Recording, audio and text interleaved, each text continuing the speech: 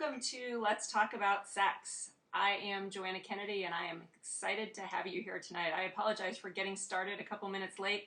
I'm using new technology this month so that we can have a more interactive conversation. And so I had a few challenges, so I apologize for that. But we're here and we're going to spend the next hour talking about sex and anything related to it that is here. So many of you probably know me. I'm guessing you might have joined me in the past for another Let's Talk About Sex event.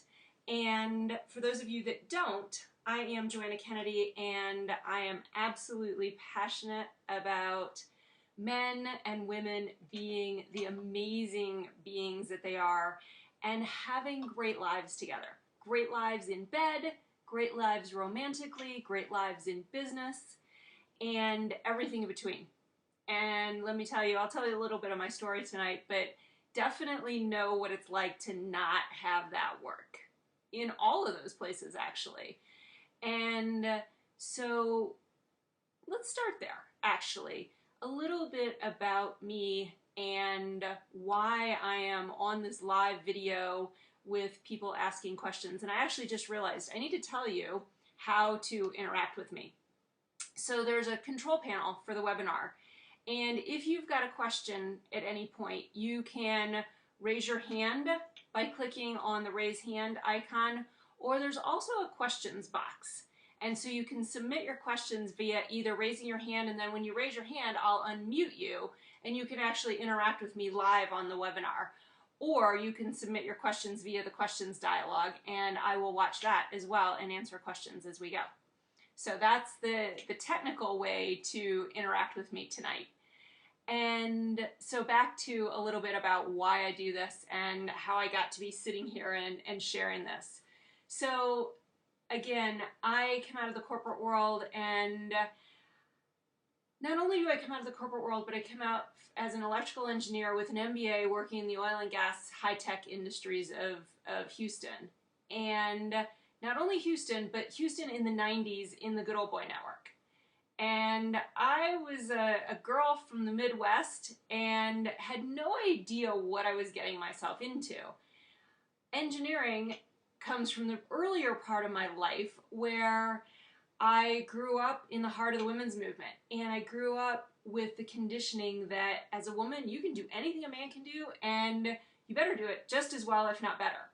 And so I prided myself. I was like, all right, I'll do that. And I also had one of the first divorced moms in the neighborhood and watched her struggle financially because she had depended on a man, didn't have a college degree, and all of a sudden had 2 little girls to take care of. And so all of that conditioning led me to be a really driven, intense, powerful woman. And powerful is not bad, driven's not bad, intense isn't bad. However, when you put all of those together and that's how a woman lives, it's often, if you ask most women, not the ideal way for us to live. There's a lot of juicy yumminess in us. And that juicy yumminess, when we're driven, when we're pushing, when we're aggressive, we lose access to our juiciness. And if you get into one of my workshops where we really dive in and we talk about what is masculine and feminine energy, which there are exceptions to this, but typically more predominant, male bodies will have masculine energy while female bodies will have predominantly feminine energy. And so those were out of whack for me. And I carried a ton of masculine energy in my female body. So much so that I actually didn't realize that I had much of a girl in me. And yet I was really unhappy. And in the realization that I was really unhappy, I started to recognize that there was a girl in here. And she was longing for the juiciness. She was longing for the hot, incredible orgasm. She was longing for the tender love of her heart. She was longing for rest. She was very tired of pushing so hard, and that pushing that is not our natural essence as women becomes incredibly exhausting. And so that was part of my journey of realizing that it couldn't be juicy, that couldn't be a girl, not just because I didn't know how, but because I was told that that was really, actually, in a lot of ways, a lousy thing. Read a book a few years ago, several years ago now, but it was like, in our society, whether we're talking to a man or we're talking to a woman, the most derogatory thing that we could say is some form of "you're a girl." And so being a girl hasn't had a great reputation. And yet, when I ask most men, they love being around a woman. And they love being around her femininity. As a matter of fact, it fuels them. And so I was reading some notes from a course about 5 years ago that I took as I'm studying all of this recently. And there was just this great analogy that Alison Armstrong, who I highly recommend her work, spoke about. And she said, for men, you know, imagine for any of us that we would walk over and stick our finger into a light socket. And that the energy and the power that comes through that, well, it's when a woman is alive in her sexuality, when she is juicy and turned on, that's almost, it's not the electrocuting energy, but the intense energy that can light us up. That's what it's like for a man to have his penis in a woman that is on fire with who she is, that is lit up. It lights him up, it electrifies him, it fuels him. And so men have to be open to receiving that and experiencing that and seeing women for who they are and what they bring. And we as women have to be in our juiciness and in our fullness in order to bring that kind of electrifying experience to not only our man, but to ourselves. There's other work that speaks about sacred sexuality, and that through the communion of our bodies and connecting with the heart of a woman, it's a gateway to God. It's a gateway to the greatest spirit and experience of spirit that we could ever exist. And that we could ever experience, actually, is what I wanted to say.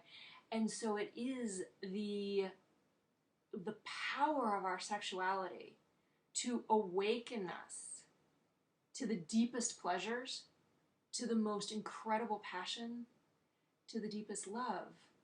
Not just love for one another, but love for ourselves. The experience of ourselves in sexuality is profound. We talked last month about Tantra and sacred sexuality and exploring that. This is a piece that didn't come up in that, but there's a way in a tantric practice, in a sacred sexuality practice, that we, and this is actually true for all love relationships, but particularly now let's talk about sacred sexuality and the relationship with ourselves, the knowing of ourselves, the experiencing of ourselves is where the potency and the power and the potential of our sexual relationship actually appears.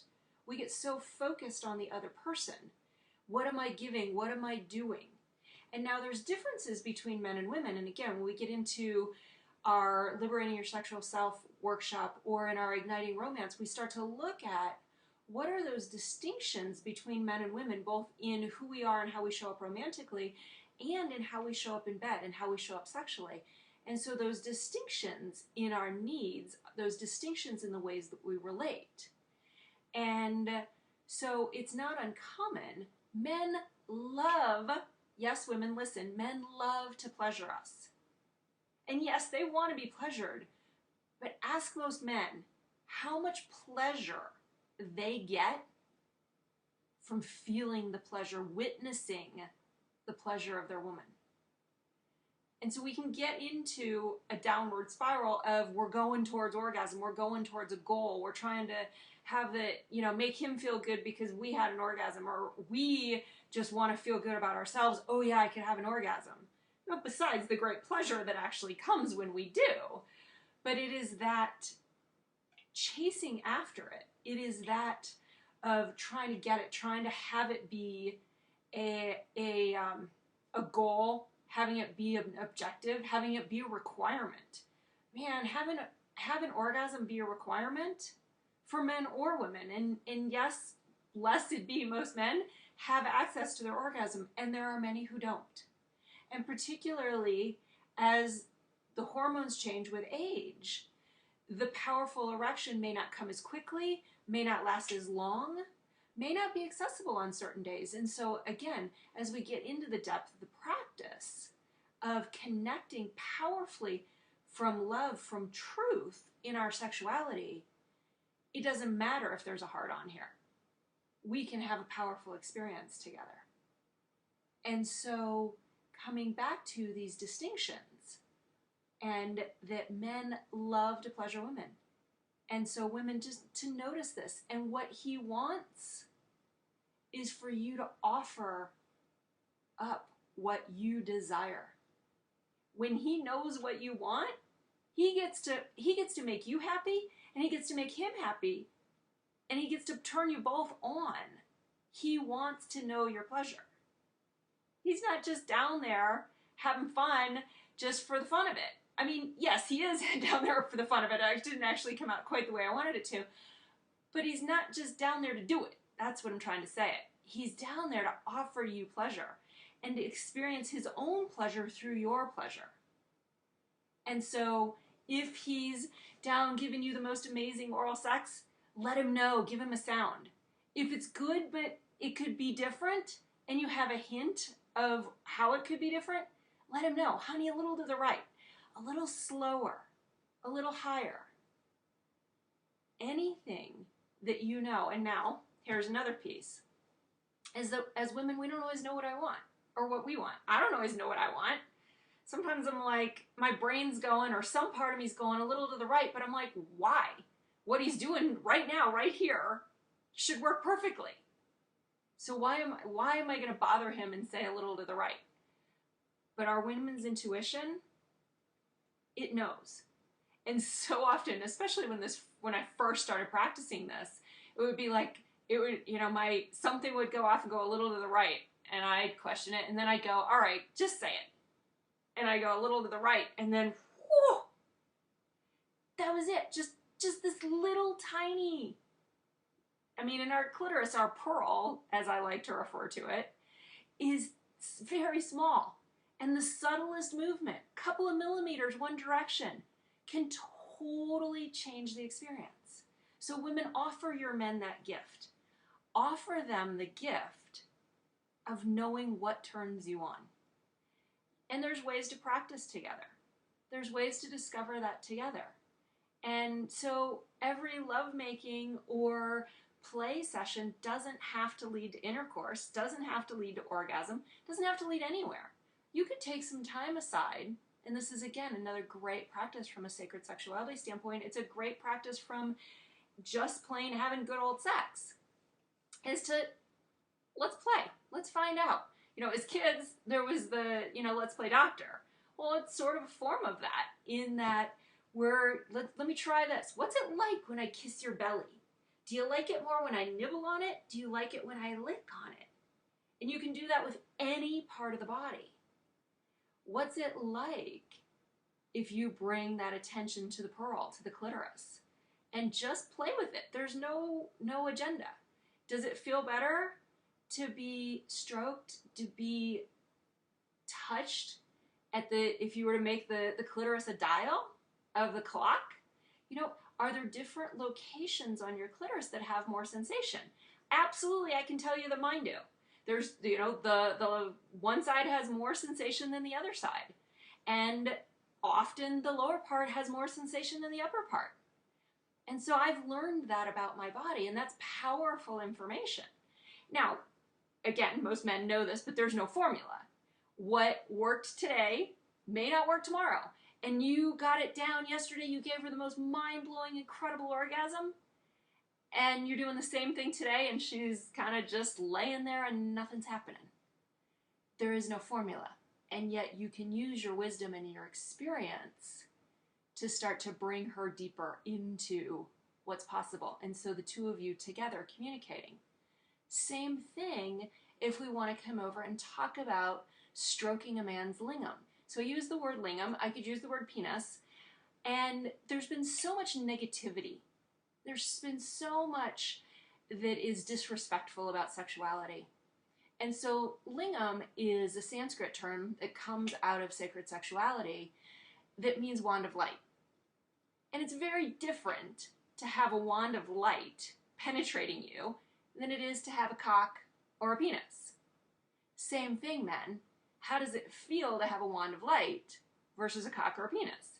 And some days you're going to want to have a cock, and that's great too. But I will typically in these conversations use the word lingam to just honor our sexuality and the power that it has. And again, another aspect of that is that we have incredible healing potential. Not just for healing sexual wounds, but sexuality, there's an article recently, and I've personally experienced this at least once, is that sexuality and sexual energy can be incredibly healing. And so particularly the article I was speaking about in my own personal experience is migraines. And so discovered that with some good yoni massage, so yoni means sacred space, a woman's vagina in Sanskrit. So with some good yoni massage, some good massaging of my pearl, my clitoris, my migraine went from a 6 or a 7 down to a 1 or 2. And for me, that was really great for the middle of the afternoon. It totally made a difference in the rest of my day. And so there's more and more awareness around the possibility of our sexual energy for healing.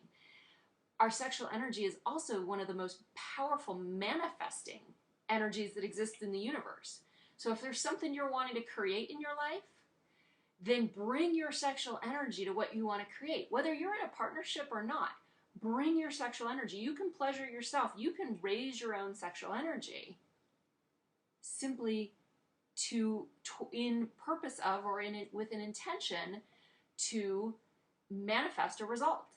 So that is definitely out there too. So I wanted to go back over, we were talking about pleasuring a woman. So now the same thing of getting to know the different parts of your man's lingam. And so is it some men's, the head of their penis is incredibly sensitive, and so to just be directly and primarily on the head is going to be too much. There's others that, like, if you're not on the head most of the time, they're not getting the sensation that they really desire. The different sections of the erect penis, erect or unerect, tie into different centers in our body when we look at some of the Eastern traditions. And so there are different sensations, whether you're on stroking either with your hand or with your mouth, the upper third of the lingam, the middle third, the lower third.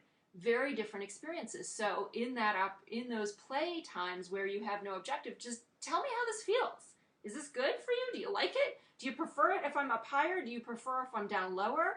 Do you like both hands? One down lower, one up higher? What is it? And so that you can do that from a place of not having to get it right and not having to try to pleasure, just to be curious.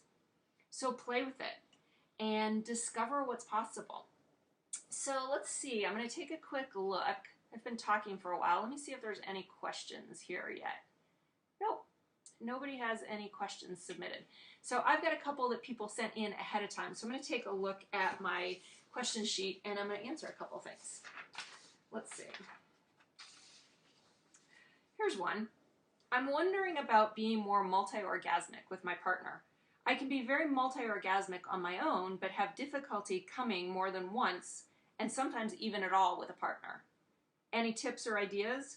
I'm pretty good at communicating what turns me on, but it doesn't seem to make a huge difference, regardless of the other person's technique.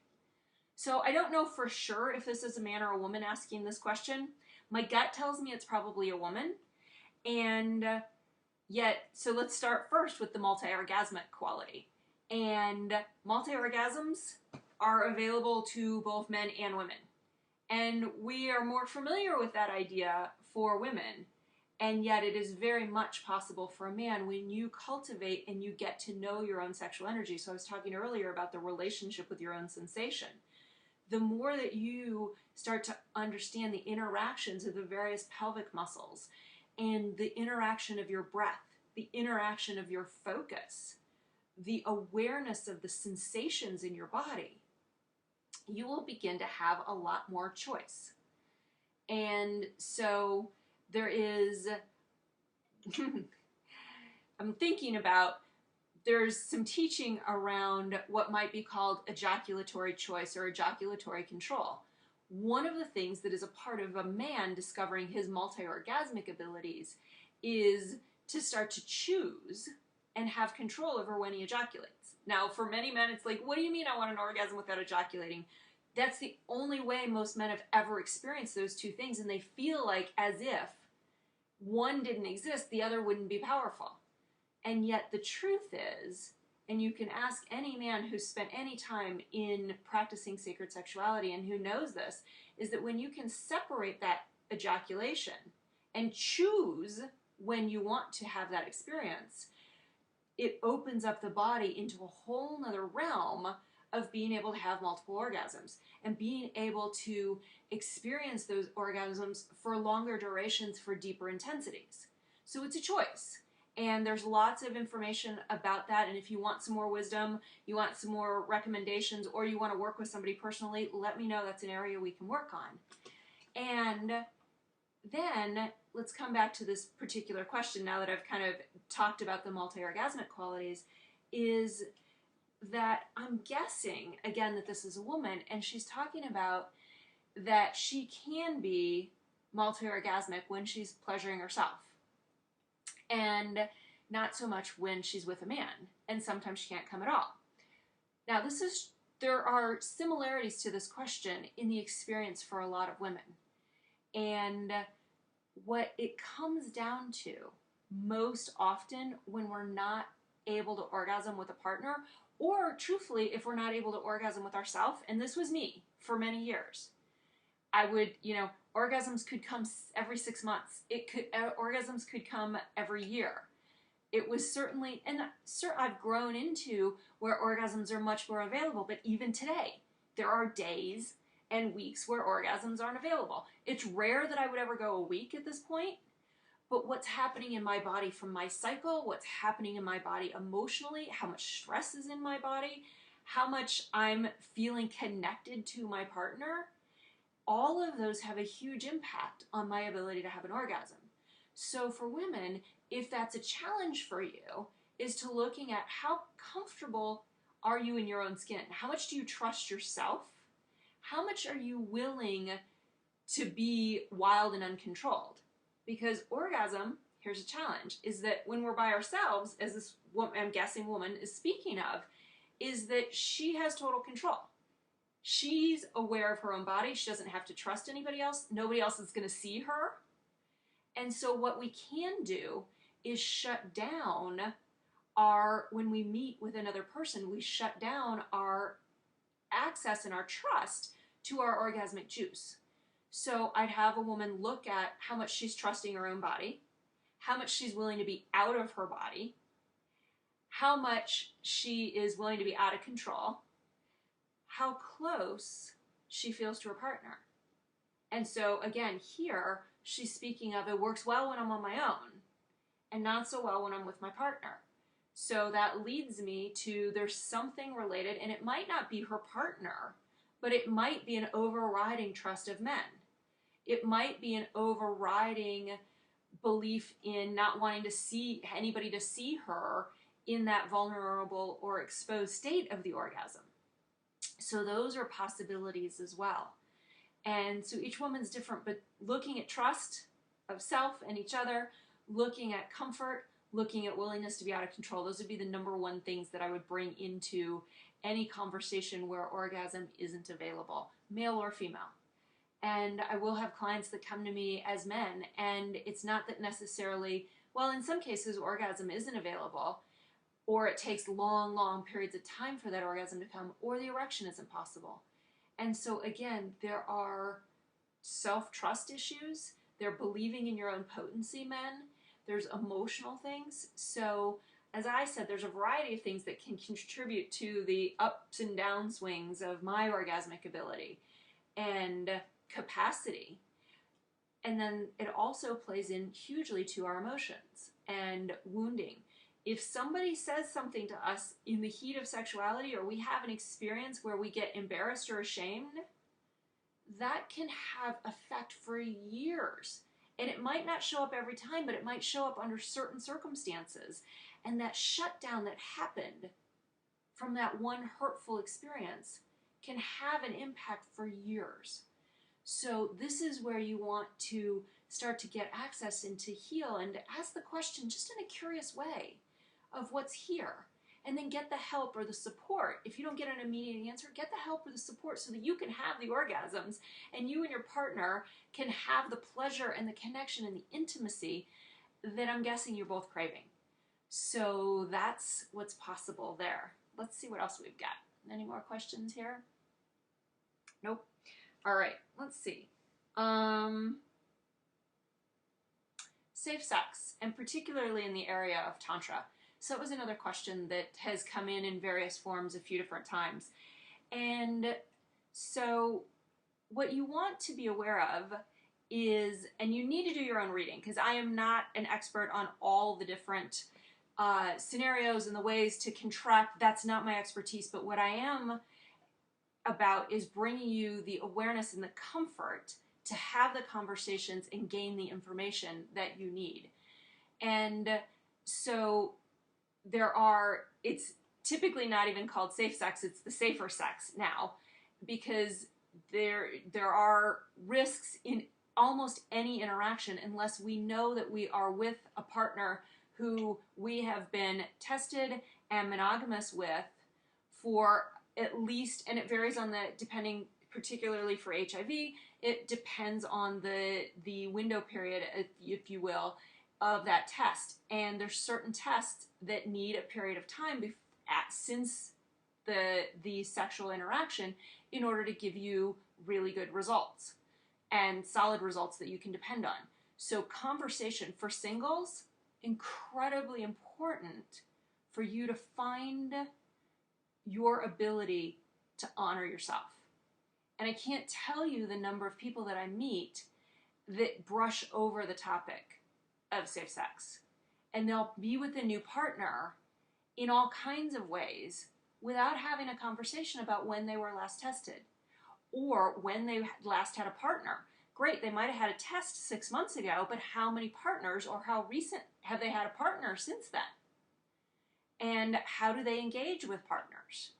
And people who are not in exclusive relationships, what protection are you taking between those relationships? So in a tantric, one of the questions that I didn't get to also last month was, if I'm a single, how do I practice Tantra? Now, let's speak about that, and then I'll continue with the safer sex conversation. So practicing Tantra, you can absolutely learn to cultivate and pleasure your own body. You can learn to move your own energy. You can learn to open up your capacity for pleasure through your breath, through your voice, through the sounding, through your body movements, how you're holding. And that's one way to practice it. There are also singles that practice Tantra within what's called a container. And so I have, in some cases, they call them Tantra buddies. And we have decided, if we're going to be a Tantra buddy, that at least for this one particular instance, now we could create a container that for 6 months, we're going to practice Tantra together. Or tonight, we're going to practice Tantra together. And in that, you're going to set the container for what your experience is and what is in the container and what is outside of the container. So that's where you come into a boundaries discussion. And so boundaries, again, play into not only what do I want and what is honoring of me and not honoring of me, but also what is honoring of me in terms of protecting myself and taking care of myself from a safe sex STD standpoint.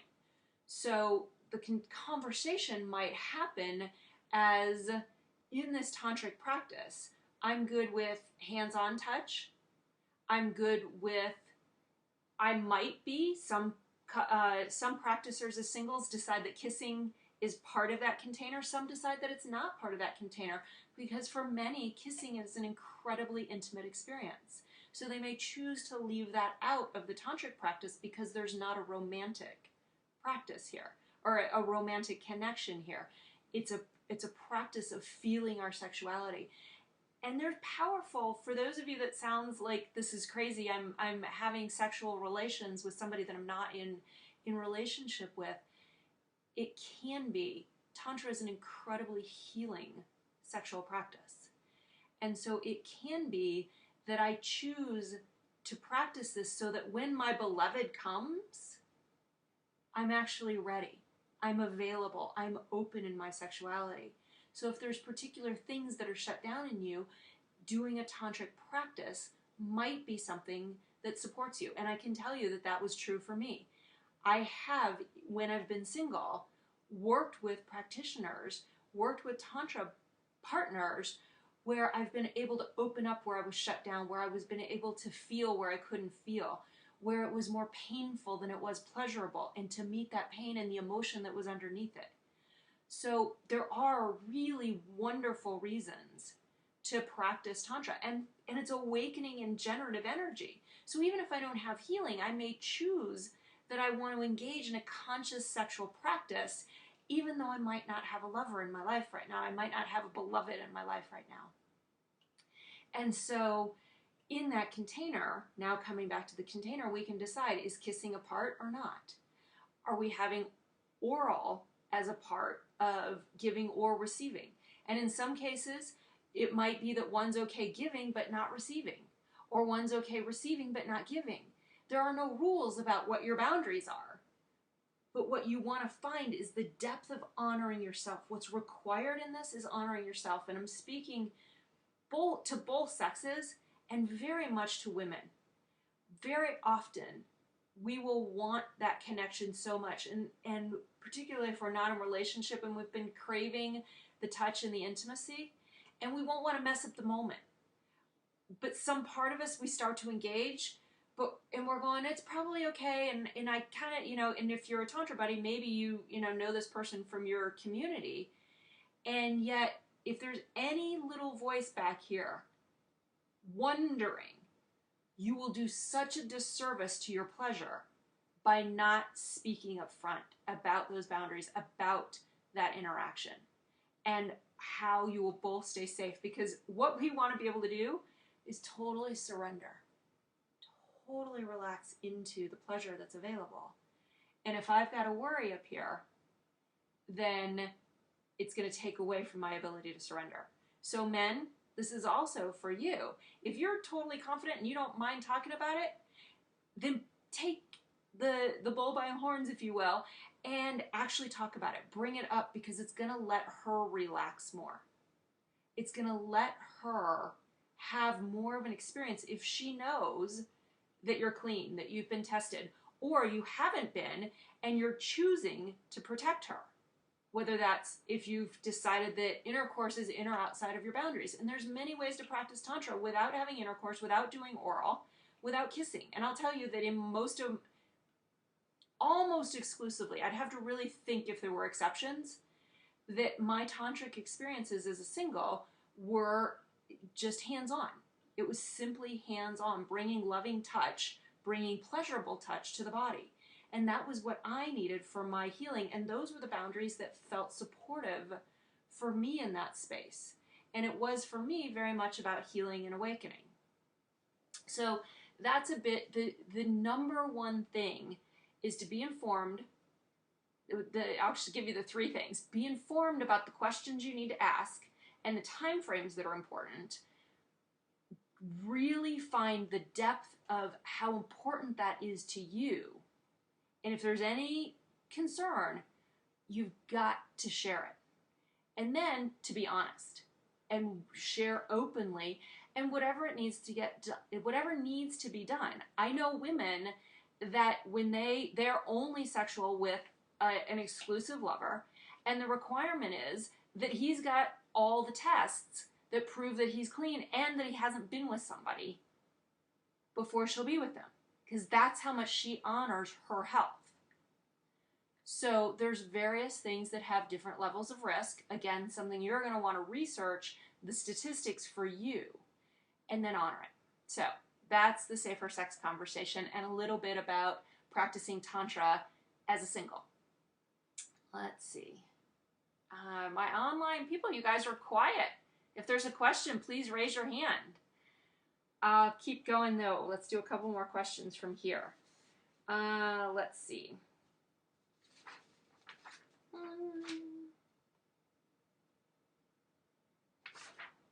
What one turns me on in this moment?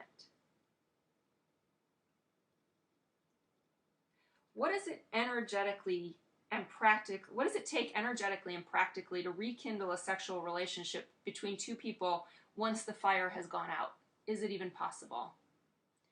It's absolutely possible. And what does it take? It varies couple to couple. Without question, it's going to vary. And there's some common themes.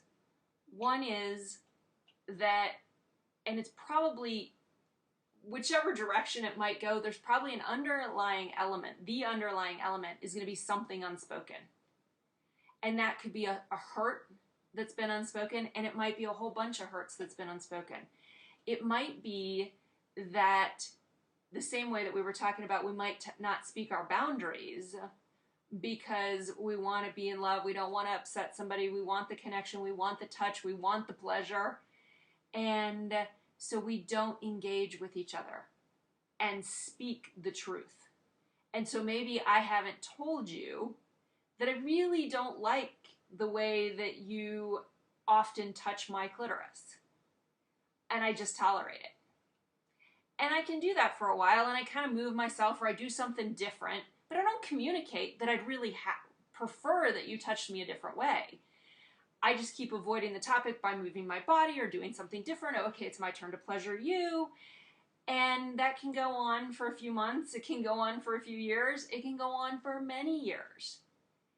And then it's like we're not even interested. And we want to blame it on him because he's not doing it right. And yet we haven't communicated what we really want.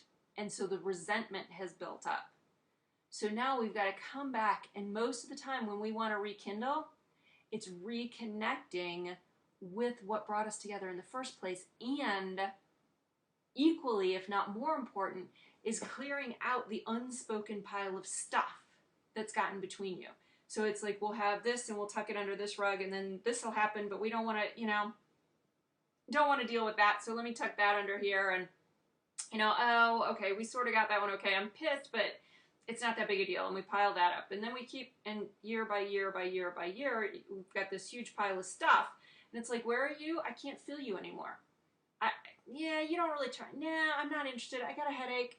All the different reasons that we use to not engage. And they feel authentic. And the truth is they are authentic, but there's deeper. There's something deeper. And so to rekindle that flame, that's one of the most common things that couples need to do, is clear out what's been unsaid and get really, really honest with each other. Another reason that the flame can get a little lower is kids, stress, busy times in businesses. And then it's not so much what's gotten between you, but it's just somebody making the choice to recreate the environment that invites you both in. And it's coming back to the turn-ons. It's coming back to what is it that lights you both up. And sometimes those are going to be different. Some people may be lit up by candles. Some people may be lit up by certain kinds of music that lay the foundation that help ignite the fire. And so it can be bringing the romance back. And it's one of the things that we'll look at in the Igniting Romance workshop coming up in May, is what are these qualities, what are these needs that wake us up? What brings us back into our connection? And not just our turn-ons. In some of the more sexual-focused workshops, it's more about the turn-on, but this is about the connection. And what is it that brings that connection back, that lays the groundwork for us to connect deeply, intimately, both with our hearts and with our genitals, so that we can just explode in that pleasure? And so it's about finding the space of reconnecting and touching back into the simple things we dated when we were dating. And often we will go into our long-term relationship and we don't date anymore. We don't court. We don't flirt. We don't do the little things. There's a lot of, even unintentionally, taking for granted the partner and what they bring or don't bring. And so coming back to one of the secrets of lasting relationship is celebrating our partner. And so in this rekindling is to look at how do we come back to celebrate our partner and really bring what it is that lights them up. And when they light up, it often lights us up. Or better yet, there's another one that we'll be working, another section that we'll be doing in the Igniting Romance Play Shop that's called, it was on the tip of my tongue a second ago, who's showing up? And so we often want to blame our lack of intimacy or our lack of romance or our lack of connection or our lack of playtime on our partner. And yet, because they're doing certain things or they're not available, and what we want to do is take back our power. And our power, one of the ways that we have power is to look at who's showing up right now. Who am I, when I arrive home from work, who am I bringing through the door? And so for me as a woman, am I bringing exhausted businesswoman through the door? And am I bringing irritated at my boss businesswoman? And is that what I want to create with my partner? And yes, I'm 100% about honoring your authentic experience. And it's also about choosing. I can have this frustration, I can have this exhaustion, and I can also choose to come from my open feminine space where my man may want to fill me and serve me even because of softened, rather than coming in from the aggressive or coming in from the resistive. This is one of mine, is so I get exhausted and I put up my walls, don't come near me. And yet if I could choose to be an open and receptive woman in those moments when I forget, I believe that there's much more possible. And I know there's much more possible because when I do let down that guard and I actually let myself receive, it's amazing what gifts show up. And so choosing and looking at the different aspects of how you get in touch with who you want to bring to dinner, who you want to walk through the door after work, who you want to bring into the bedroom at night, and choosing the authentic expressions of yourself, because there's many expressions. And so this is just a kind of a fun tangent a little bit, but there's a conversation that will sometimes come up when we get into the deeper work about masculine and feminine traits and the idea of manipulation. And is manipulation always a bad thing? And so the example I like to use in that is, I've decided that I think it would be really great to have a sexy romantic night with my man tonight. And so I can do what I normally do, and he walks in and I'm in my jeans and I'm focused on my laptop and hi hon, how are you? Quick kiss, and that's who's showing up. Or I can choose, I know he's had a long day, I'm not sure he's going to be interested, but I'm going to give us the best chance possible to have a really hot night. So I'm going to put on my little dress, I might put on a negligee, I might put on a ribbon, and that might be it, whatever it is. And then I may choose how to greet him at the door and how to touch his chest or how I want to kiss him. And so I'm showing up as my seductress. And is that manipulation? Did I manipulate him? If he chooses to respond to me, now I have to let go. If he says no, that's part of being whole in our sexuality, is being able to bring it and then allow it not to always be responded to. And in that seductress, I've invited him and both of us to experience something that we wouldn't have otherwise gotten. And so I get to choose, what do I want to create tonight? And so that's part of the who's showing up work that we will do in the play shop coming up. All right, let's go back to a couple more questions. What can you tell women with low libido? What can you tell men who have an insatiable sex drive? Low libido for women. I get it. I get it. I get it. I get it. And there's a lot of things that contribute to it. Our hormonal cycles contribute to it when we're, in even our hormonal cycles during the month, our hormonal cycles over the years, and has a definite impact on our libido. Our stress, huge impact on our libido. Our self-care, our exhaustion. I learned this through some of the Taoist sacred sexuality work that I've done, in that the sexual hormones, many of the sexual hormones are generated by the adrenals, and the adrenals sit on top of the kidneys.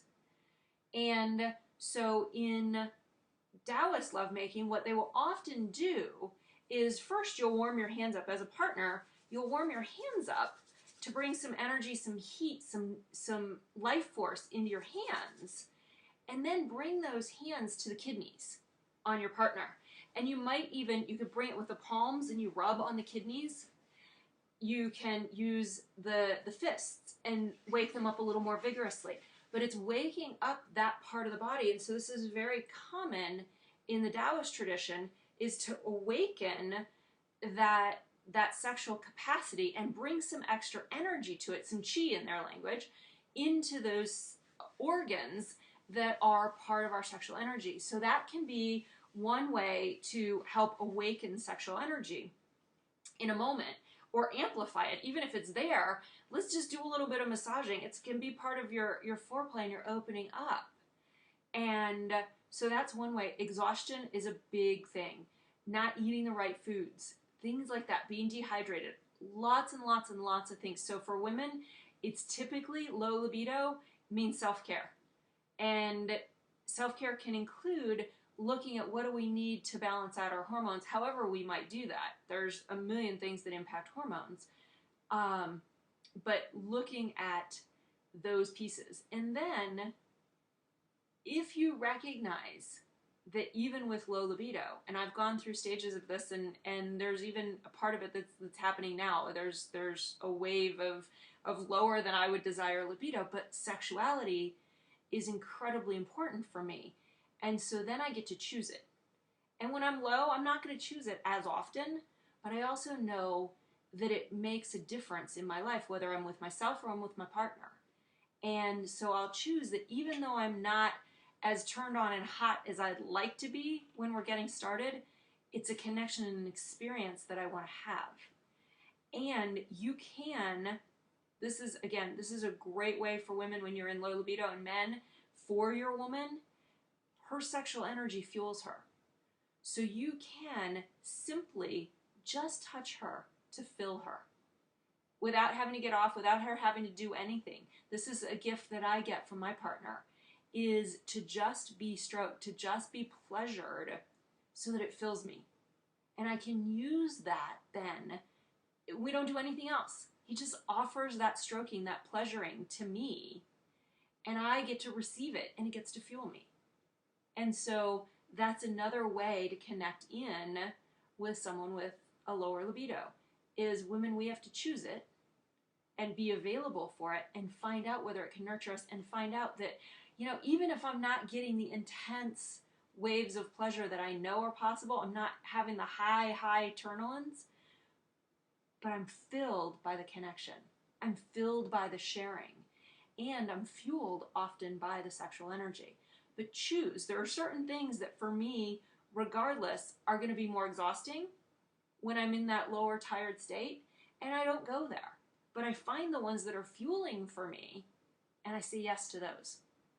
So that's the woman's part. And for an insatiable sex drive for a man is honor it, honor it, honor it. And as a woman is to also honor it. And yet we can't be obligated to respond. And there's ways that you can meet your partner. And men, with that huge sex drive, is being with yourself is going to be a big part of that. And cultivating that energy. Also, What can drive insatiable sex drive for a man is that all the sexual energy gets aggregated in the genitals. So you want to practice breathing that up out of your genitals and using it as a generative, powerful force in your life. So you can take, and I've done this with, in the past, is that in the morning to do some form of lovemaking, not necessarily intercourse, but raising our sexual energy with the intention of carrying that power into our day for creativity, for intention and potency and effectiveness in bringing, so raising that energy, not orgasming, but starting to cultivate, how do I bring that energy up into the rest of my body? And even to the point where you can let it go all the way through you and it starts to bring a connection to the divine. And so allowing and learning how to move your sexual energy so that it goes through your whole body, penetrating the whole of you, rather than getting stuck and being so amplified in your genitals. So that's one practice for men. Another one is the self-practice that I spoke of. Another one is finding ways where you can get pleasure, even without having to go into a full-on intercourse. If your honey is tired, she might just put her head on your shoulder while you pleasure yourself.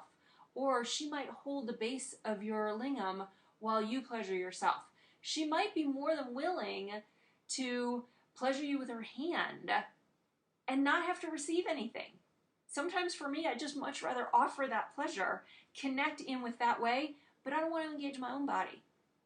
And that's cool.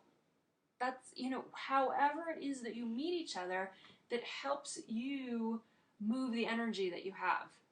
And then also from an insatiable standpoint, there are sometimes stories. So going back way, 30 minutes ago, talking about the emotional drive that gets attached to our behaviors. And our emotions can have us shut down on sexuality. Our emotions and our belief systems can also have us overamp our sexuality.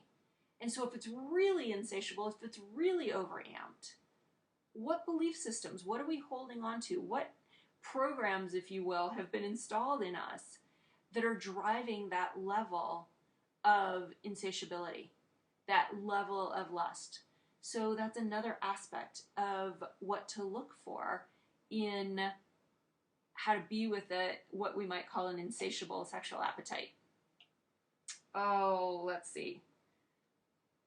Gosh, you guys are quiet tonight.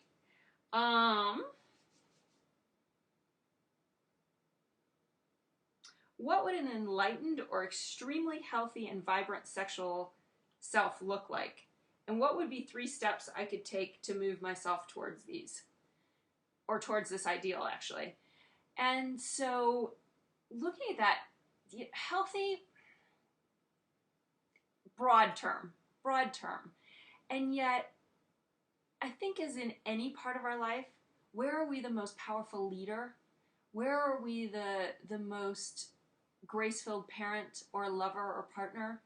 Where are we the best honorer of ourselves? And I think the fundamental thing that comes beneath it is authentic. And there's been so much repression around our sexuality. There's so much bad. There's so much shame. There's so much guilt. And even people that have amazing sex lives, when they want to go to have them be even better, which is some of the reasons that people will come to me or will take a Tantra workshop, is that they want even more. And yet finding out that even though they've had this amazing sex life, there's a part of them that's been holding back for a variety of reasons. And so healthy, I would say the number one thing to healthy and vibrant is fully expressed. And fully expressed doesn't mean that because I desire something that my partner has to respond. But I have to own that I have that desire. I have to share it. I have to speak that I have that desire. Because the moment we try to hold something in, it separates us. And not only does it separate us from our partner, but it separates us from ourselves because there's this self-denial that's happening. And so the sexuality is coming to know your desires and fully expressing them. Another aspect of a really healthy sexuality is one that's big and expansive and can experience on a really big level. So there's an idea of how open are you? how big are your pleasure boundaries? And so they continue to open, but one of the ways that we realize where we're closed or where there's more potential or ecstasy possible is when we start to notice our emotions and we start to notice our sensations.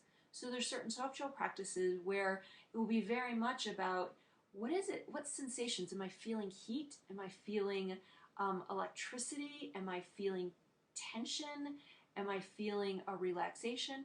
What sensation? Am I feeling as if it's like air blowing across me? Is it like a tingling? So the sensations that occur, and where do they occur in our bodies? When you really start, again, most of us are so focused in our genitals around our sexuality, but you'd be amazed that when you start paying attention to the wholeness of your body, that a really amazing experience that might have started with the lingam opens the heart, and it's like a wave of this warm, oozing love goes through your heart. But you have to be in contact with and aware of the sensations that are happening in your body. So that would be the second thing, is the emotions and the sensation. And then it's a willingness to be out of control. It's a willingness to let go and find the edges, because sexuality is not about being in control. Now, that can sound really scary. When it comes from a healthy place with a trusting partner, to fully be able to surrender to our pleasure is what takes us to the new levels of ecstasy and beyond. So to explore, what is it that would have you trust more? What is it that would have you surrender more? And allow that to be your guide in opening you to a really healthy and powerful sexuality. So we've got about 2 minutes left, and I'm going to take just probably 90 seconds of those 2 minutes and tell you that on May 18th, there are 2 events coming up that are very much about creating the romance that we want, creating the connection that we want, and moving out what's in the way of having those. So there's a play shop from 10 to 4 in the afternoon, or 10 in the morning till 4 in the afternoon. Play shop. We're going to get in, we're going to get silly, we're going to look at some really fun and playful things about relationship. We're going to clear out some of the stuff. So this idea of who's showing up and learning how we can choose and what the possibilities are. Learning the needs that we have.